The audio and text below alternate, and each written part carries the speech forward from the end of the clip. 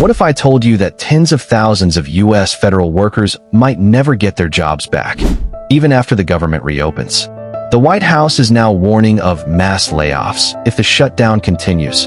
And here's the twist. It's not just a scare tactic this time. Washington is in chaos again. The federal government is entering its second week of a shutdown, and the administration says layoffs could begin any moment.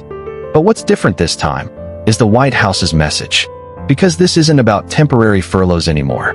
It's about permanent cuts. A new memo from the Office of Management and Budget quietly told agencies to prepare reduction in force plans. That's the bureaucratic term for mass firing. Agencies like the Department of Homeland Security and the Department of Agriculture have reportedly started drafting these lists, just in case funding doesn't come back soon. At the same time, another memo stirred controversy, saying that furloughed federal workers might not be entitled to back pay. That's huge, because in every shutdown before, workers eventually got paid once the crisis ended.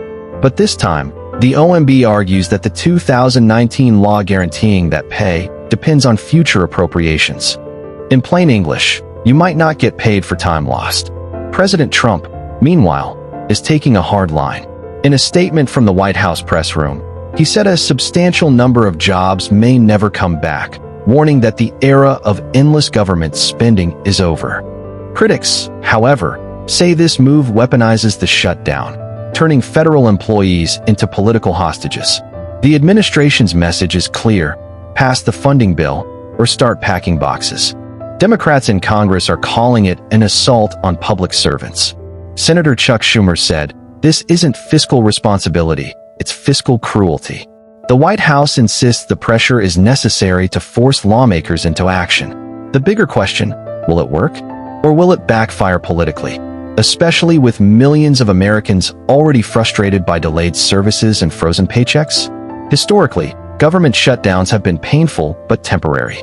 In 2019, over 800,000 federal workers went unpaid for more than a month, but all eventually received back pay. That precedent might be breaking now. And this time, the administration seems willing to test how much pain Washington and the public can take before Congress bends.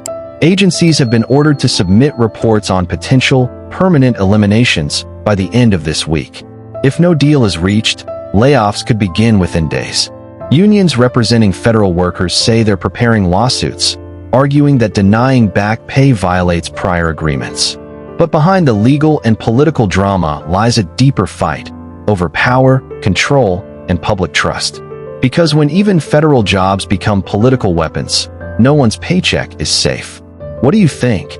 Is this just a negotiation tactic, or a real turning point in how the U.S. government treats its workers?